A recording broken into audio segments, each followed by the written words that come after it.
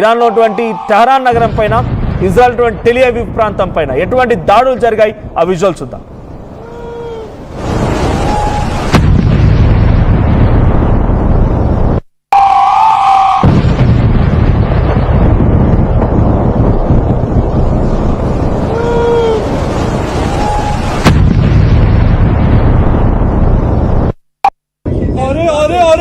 مقداد زد.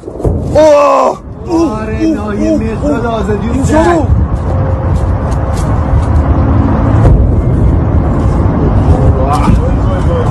یه دونم پشتشه. میکنم زمین. یه دونم پشتشه.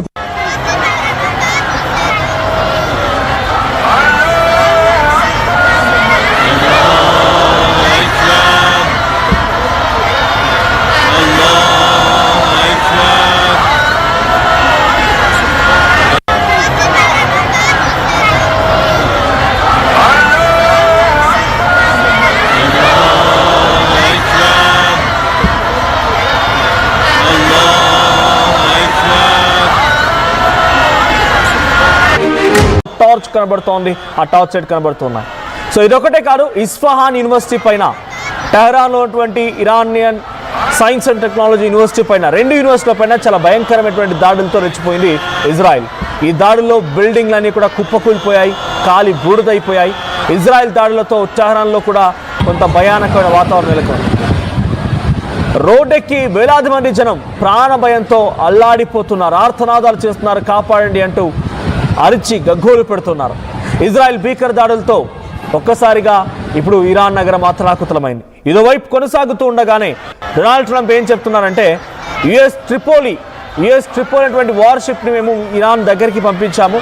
ఏ క్షణమైనా 3500 నుంచి 4500 వరకు సుమారుగా ఆ స్థాయిలో కమాండెంట్స్ మొత్తం కూడా ఇరాన్ భూభాగంపై అడుగుపెట్టే అవకాశం ఉంది అని డొనాల్డ్ ట్రంప్ అంటున్నారు. ఆయన చేసిన ఈ స్టేట్మెంట్కి వ్యతిరేకంగా ఇరాన్కి సంబంధించినటువంటి స్పీకర్ ఒక సెన్సేషనల్ కామెంట్ చేశారు. సో స్పీకర్ గాలిబఫ్ ఒక సెన్సేషనల్ కామెంట్ చేశారు. వాళ్ళు ఒక్కసారి అడుగు పెట్టగానే వాళ్ళంతటా వాళ్ళే ఒక భయోమరణానికి పాల్పడేటువంటి డ్రోన్ల మాదిరిగా, వాటర్ పేలిపోయే షాహిద్ డ్రోన్స్ మాదిరిగా వాళ్ళ మనుషులు పేలిపోతారు, పుచ్చలు ఎగిరిపోతాయని చెప్పి ఇరాన్ కూడా వార్నింగ్ ఇస్తోంది. గలీబఫ్ ఏమన్నారంటే 3500 మంది మా భూభాగంలోకి అడుగు పెడుతున్నారు, అడుగు పెట్టి మమ్మల్ని అంతమొందిస్తారని చెప్పేటువంటి మాటలు డొనాల్డ్ ట్రంప్ లేకపోతే యుఎస్ సెంట్రల్ కమాండ్స్ చెప్తున్నాయి కదా. ఒక్కసారి దమ్ముంటే అడుగు పెట్టమనండి. అడుగు పెట్టగానే షాహిదీ డ్రోన్ల మారుగా వాళ్ళంతా వాళ్ళే పేలిపోతారు, పుచ్చలు ఎగిరిపోతాయని చెప్పి గాలిఫీ వార్నింగ్ ఇస్తున్నారు, గాలిబఫ్. సో ఇవి ఒకవైపు అయితే కార్గ్ ఐలాండ్ హార్మూజ్ జలసంధిని టార్గెట్గా అమెరికా ఈ ఆపరేషన్ చేపడుతున్నట్టు తెలుస్తోంది. సో ఒకవైపు కార్గ్ ఐలాండ్ అండ్ హార్మూజ్ జలసంధిని హెడ్ ఆఫ్ షెడ్యూల్, ఒకవేళ కనుక నేనే అక్కడ కాలు మోపాల్సి వస్తే డైరెక్ట్గా మేము ఒక 1 వీక్ షెడ్యూల్ ముందుగానే వేసుకొని ఉంచుకున్నాము. సో ఎప్పటికప్పుడు ఏం జరిగింది అని పరిణామాలు అంచనా వేసి ఒక వారం 10 రోజుల ముందే షెడ్యూల్ వేసుకుని ఉన్నాము. డెఫినెట్గా అంతకంతకి ఇరాన్ చాలా ప్రమాదాన్ని ఎదుర్కోబోతుంది అనేది డొనాల్డ్ ట్రంప్ చెప్తున్న మాట. సో మీరు 15 పాయింట్లు పంపించారు, అమెరికా ఏం చేసింది 15 పాయింట్లను పంపించింది ఇరాన్. మీరు 15 పాయింట్లు కనుక ఒప్పుకుంటే యుద్ధాన్ని ఆపుతానని చెప్పి అమెరికా వైపు నుంచి ఒక క్లియర్ స్టేట్మెంట్ వెళ్ళింది. దానికి ప్రతీకార భాగంగా అంటే అదే స్థాయిలో ఇరాన్ కూడా కొన్ని పాయింట్లను సిద్ధం చేసి అమెరికాకు పంపించింది. మీరు వీటిని యాక్సెప్ట్ చేయండి, వాటిని యాక్సెప్ట్ చేస్తామని చెప్పి ఇరాన్ చెప్పుకొచ్చింది. ఇప్పుడు డొనాల్డ్ ట్రంప్ ఏమంటారంటే, ఈ 15 పాయింట్లని మేము యాక్సెప్ట్ చేయడానికి సిద్ధంగా ఉన్నాం, కానీ ఇఫ్ ఎట్ ఆల్ మేము పంపించిన పాయింట్స్ కనుక యాక్సెప్ట్ చేస్తే మేము పంపించినట్టుగా రెజ్యూమీని చేంజ్ చేయండి. ఆల్రెడీ ఒకరు చనిపోయారు, ఇంకొకరు ఆసుపత్రి పాలైపోయాడు, చాలా సీరియస్గా ఉన్నాడు, చచ్చిపోయే చావు బతుకుల మధ్యలో ఉన్నాడు. ఫస్ట్ వాడిని వద్దనుకొని మేము పెట్టినటువంటి ప్రతినిధిని మీరు సుప్రీంగా యాక్సెప్ట్ చేయండి. న్యూక్లియర్ వార్ని తయారు చేయడం ఆపేయండి, మీరు మాతో సహకరించండి, మీరు రియాల్సీ సెట్ చేస్తాం, మీ ఆర్థిక వ్యవస్థను సెట్ చేస్తాం, మీ దగ్గర కట్టుబాట్లను సెట్ చేస్తాం, మీ నగరాలను అభివృద్ధి చేస్తాం. నేను చెప్పినటువంటి 15 పాయింట్స్ మీరు వినాలి, అప్పుడు నేను మీరు చెప్పిన పాయింట్స్ కూడా వింటానని చెప్పి డొనాల్డ్ ట్రంప్ చాలా క్లియర్ స్టేట్మెంట్లో అని చెప్తున్నారు. So and Trump said we have very good negotiations, మాకు మంచి చర్చలు జరుగుతూ ఉన్నాయి, కానీ ఆ చర్చలు ఎంత మేరకు సఫలీకృతం అవుతాయో చూడాలి. చర్చలు జరుగుతున్నా మా చర్చకి ఎప్పుడైతే వాళ్ళు అంగీకరించినప్పుడు అప్పుడు మళ్ళీ బాంబు వేయాల్సి వస్తుంది. ఇది అమెరికా అధ్యక్షుడు డొనాల్డ్ ట్రంప్ చెప్తున్న మాట. నేను చర్చిస్తున్నాను, ఆ చర్చ ఏదైనా నా మాట కాదని వాళ్ళు మాట్లాడుతున్నారు అంటే నేను ఒక బాంబు వేస్తున్నాను, మళ్ళీ నా మాట వింటున్నారు వాళ్ళు. జరగాల్సిన నష్టం మొత్తం జరిగిపోయిన తర్వాత వాళ్ళు నా మాట వింటే ఏం లాభం? ఇప్పుడే నేను చెప్తున్నాను, చాలా క్లియర్గా మంచి వార్నింగ్ ఇస్తున్నాను మీకు.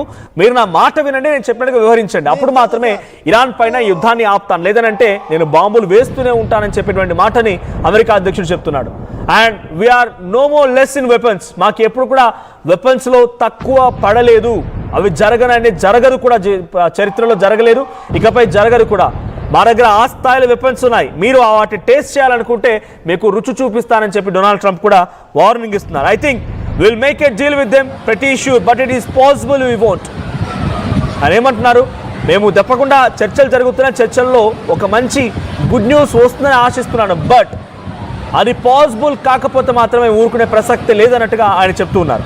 So but we had resume change. Already resume change చూశారు. అలీ ఖమేనీ చనిపోయిన తర్వాత ముస్తఫా ఖమేనీ వచ్చారు. ముస్తఫా ఖమేనీ కూడా డైరెక్ట్గా వూండ్, అంటే ఆయనకి గాయాలైపోయి ఆసుపత్రిలో చికిత్స పొందుతున్నాడు, ప్రాణాపాయ పరిస్థితిలో కొట్టుమిట్టాడుతున్నాడు.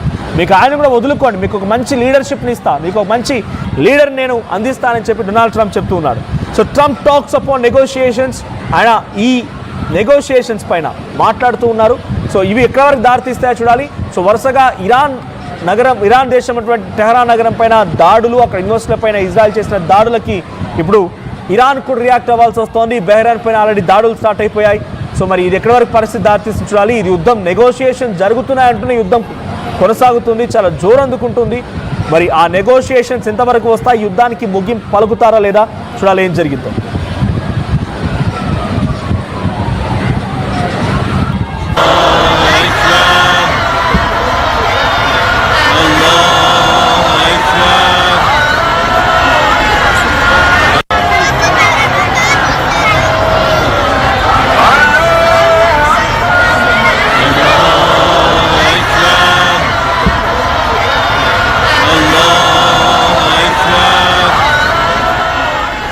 సో మనం రోడ్లపైకి జనం ఏ స్థాయిలో వచ్చి వారంతా ఆర్తనాదాలు చేస్తున్నారు, వారి యొక్క ఆవేదన, వారి యొక్క ఆక్రోషణ కనబడుతోంది. రోడ్లపైకి వచ్చి అంధకారంలోకి టెహరాన్ నగరం మొత్తం నెట్టివేయడంతో వారంతా సెల్ ఫోన్లో టార్చ్ ఓపెన్ చేసి వాళ్ళ యొక్క ఆరాధ్య దైవాన్ని కొలుస్తూ ఉన్నారు, కాపాడండి అనే రకంగా నినాదాలు చేస్తున్నారు.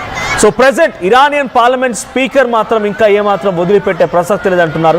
యుద్ధం ఇంకా అవసరమైతే ఎంతటి త్యాగానికైనా సిద్ధంగా ఉన్నాం, కానీ ఎట్టి పరిస్థితుల్లో అమెరికా ఇజ్రాయెల్ని వదిలిపెట్టే పరిస్థితే లేదు అని ఇరాన్ స్పీకర్ గాలిబఫ్ వార్నింగ్ ఇస్తున్నారు. సో యాజ్ ఆఫ్ నౌ అక్కడ ఉన్నటువంటి Isfahan Iranian science and technology యూనివర్సిటీల పైన దాడి జరిగింది. ఆ యూనివర్సిటీ మొత్తం కూడా పేలిపోయాయి, కాలి బూడిదవుతూ ఉన్నాయి. వీటితో పాటుగా అమెరికా చేపట్టిన బిగ్గెస్ట్ ఆపరేషన్ యుఎస్ వార్షిప్